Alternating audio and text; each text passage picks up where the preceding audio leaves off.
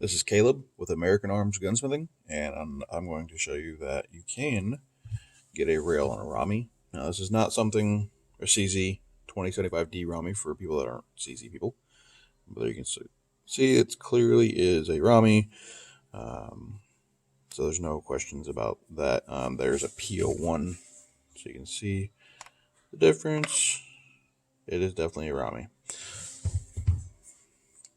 So with the Rami, they don't make a model with a rail on it to attach a weapons mounted light.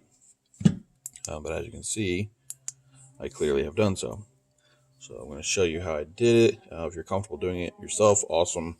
If you're not, you can either, I'd love for you to send it here, but if you want to show your gunsmith this video, I'm sure they could figure it out. So before I take that off, I'll show you. The rail is solid. There's no movement in the light whatsoever. So I'm going to take this Streamlight TLR7A Flex off. Show you how the rail itself works. And then I'll show you the lights. Yes, lights plural. So this started off life as a Weaver number 71. I noticed that the 71's curve was exactly the same as the Rami's dust cover. I decided I wanted to put a rail on this. I had heard somewhere through the grapevine that one of the Weavers matched that curve, but it required more work than it was worth. And I have quite a few Weaver rails. So I just started going through different bags of rails and found the one that fit, which is 71. Now, when they started off life, it was about that long, and that screw hole was not there. So, first things first, I had to open this channel a little bit to accept the Streamlight's Universal number 2 adapter. I'll get more to that in a minute.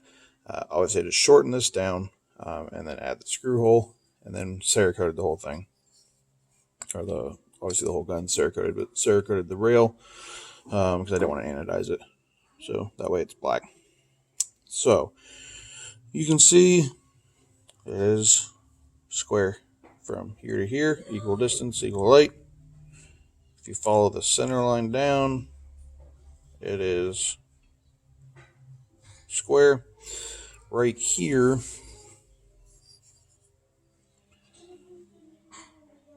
I started it right at where the curve stops. That way it looks more natural.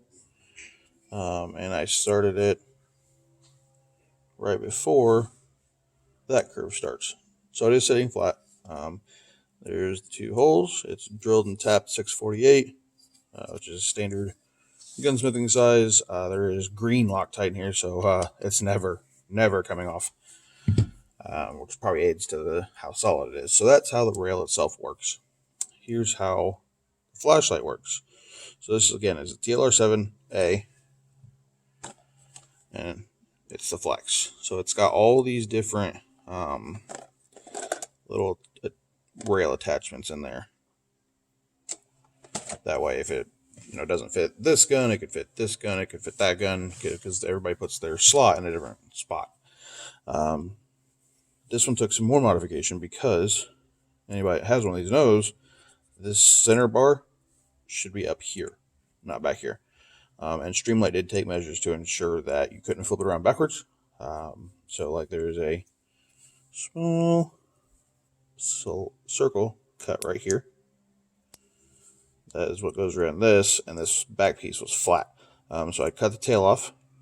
Had to open this channel slightly, and had to do some cuts to the bottom to get it to sit flat into that channel, spun around backwards. Streamlight did a good job in ensuring that you don't accidentally put one of these in backwards, but I was able to force it, and it doesn't look like anything was modified. There's nothing scratched. Everything is good. Showed you that was solid. So if you don't want to run this light, don't have this light, but you do have the Olight PL2 Mini Valkyrie. Because it's got that slider, you can pick where your crossbar sits. Now this, I did also have to modify it slightly. That used to sit straight across. So all I did was cut that out right there. And this one's not been re-cerakoted or cerakoted in the first place, or re-anodized or anything yet. It's just a rough cut to show that it works. So I cut it out there and had to round this corner. But once that was done, wrong flashlight. Jeez, I got all messed up there. Once that was done, this will accept the Olight.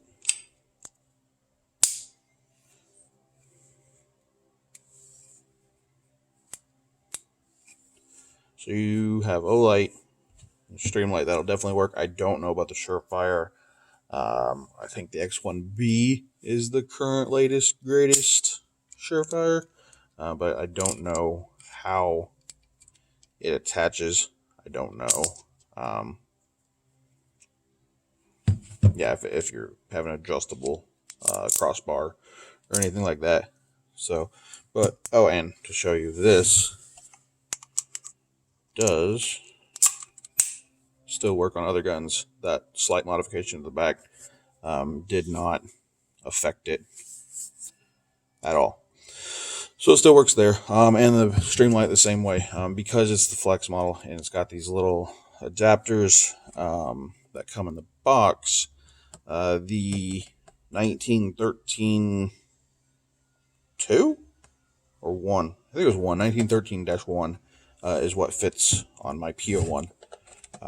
So if I want to put a TLR7, this specific one, onto that or any other gun, I still have that option. All I got to do is take out that little plastic guy, which is very easy.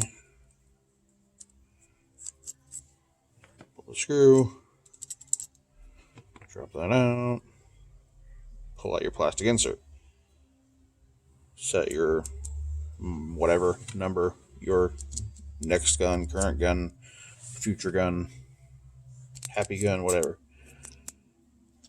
Set it in there, thread this back on. Stupid like a fox. There you go. So if anybody else wants to do this, that's how it was done. If you want me to do it for you, awesome. If you want to have your Smith do it, give me a shout out. Say, hey, thanks, man, whatever. If you want to do it yourself, same thing.